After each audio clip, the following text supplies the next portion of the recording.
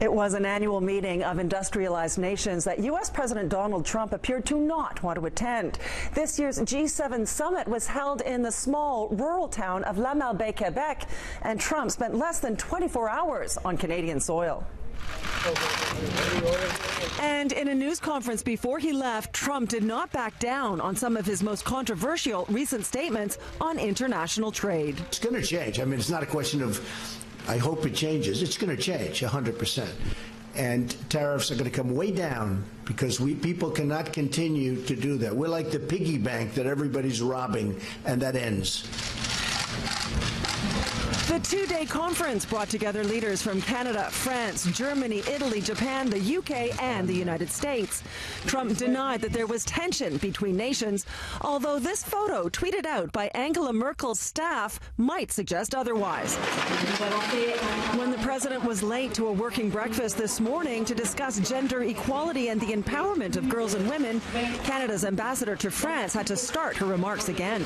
President Trump joined the meeting before the official private conversation started, and we're happy that the 7 were there, and not only there, but highly engaged. Thank you. How about those? Trump then left early. But we had a great time in Canada. It's a great country. I'm now going to Singapore, and I'll see you there. Thank you. Headed straight to Singapore for his meeting with North Korean leader Kim Jong-un, scheduled for Tuesday. Who knows? Who knows? May not work out. It's a good chance it won't work out. There's probably an even better chance that it will take a period of time. It'll be a process.